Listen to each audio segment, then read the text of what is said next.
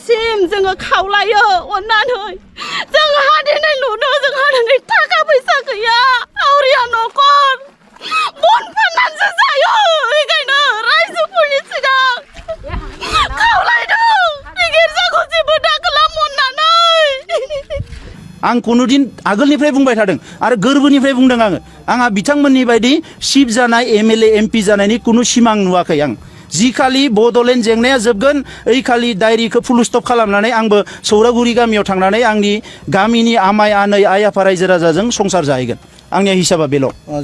गिबियावनो नोंथांमोनखौ आंनि इउटुब चेनेलाव सिगाङावनो बरायग्रोबाय आसा खालामो नोंथांमोना गासिबो मोजाङैनो दङ थारमाने दिनैबो आरोबाव मोनसे इभिक्सन खालामनो थांगासिनो दं आरोना मोननै जायगायावहाय खराइ चिरां डिस्ट्रिक्टनि सिङाव थानाय आरोना खराइबारि ओमफ्राय मोनसेया जाहैबाय 3 नं फाथैबारि जायगायावहाय इभिक्सन खालामनो थांगासिनो दङ बेवहाय थांनाय स्टाइला माबायदि साउथ इण्डियाननि जेरेखम नोङो बिलेनफ्रा नोङो बलेर' जेनेबा टाटा सुमुफोर स्करपिअफोर लाना थाङा होनबा फुरा साउथ इण्डियान स्टाइलैहाय दा बिथांमोना इभिक्सन खालामनो थांगासिनो दं आरोना दा दाखालिबो नोङो बर' रायजो जानाय जायगायावहाय बर' गामियावहाय इभिक्सन खालामदोंमोन दा बिथांमोनहा जानाय लोंनाय गैया जेनेबा खामायनाय गैया मानाय गैया न' बां गैया बेबायदि गोजां बोथोरावहाय खुवा खुबाय थायो दैनिक नोङो सानसे जिकेट गानबाबो सिजोमबाबो आगोर मोना बेबायदि टाइमावहाय बिथांमोना इन्जुर गैयै न'आव ट्रेपाल सोंथेला बायनायावहाय उन्दुनो गोनां जानानै फैदों आरो दा रायजो जानांगौ जानानै फैदों आरो बेवहाय खालि बोराय बुरिल' गैया उन्दै उन्दै गथ'फोरबो दङ फरायफुनाय गथ'फोर दङ सिख्लासाफोर दङ सेंग्रासाफोर दङ अब्ला बिथांमोननि थाखाय सरकारा मा खालामनानै होखो इभिक्सन खालामनायनि उनावहाय दा नोङो बिथांमोना दिनैसिम बिसोरखौ जेबो उदिस लायैयाखै आरोना खबर लायैयाखै हा हुखौथ' बाद हो नोङो हा दाथ' हानि मेला खालामदोंमोन बिथांमोना दा नोङो दे फरेस्ट एरियायाव थानो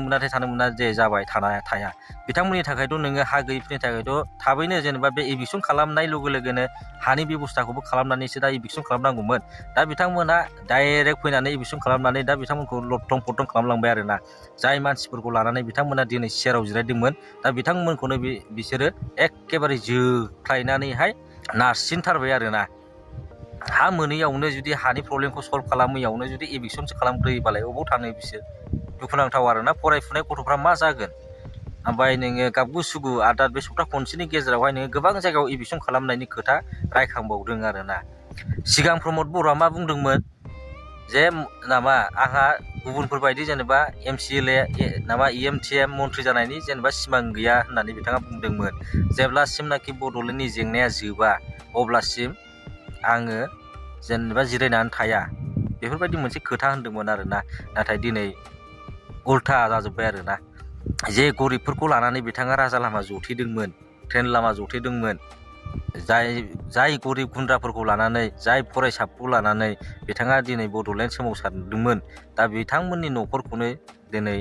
बिथांमोननि सरकारा दंस' खालामबाय आरो प्रमद बर' बिथांनि न'नि गेटआवहाय दङ जाहैदों लिरनाय नेता निहि बेटा हु होननाय मोनसे थारमाने गाव नेता नङा जाहैदों फिसालासो अब्ला जुदि नोङो फिसालाबा नोङो सासे बर' बिमानि फिसाबा बर' रायजो राजाखौ नोङो सानग्राबा नोङो दिनैहायलाय मानोथो बर' बिमाफोरनि न'खौहाय बुसि बुला जेनेबा नोङो इभिक्सन खालामबाय थाखो जुदि नोङो थारैनो बर' फिसाबा बर'नि फिसामोनबा नोङो दिनै मानोथो नोङो आलाय सिलाय नोङो गोजां बोथोराव न' बां गैया मा गैया फुजिग्रा जेनेबा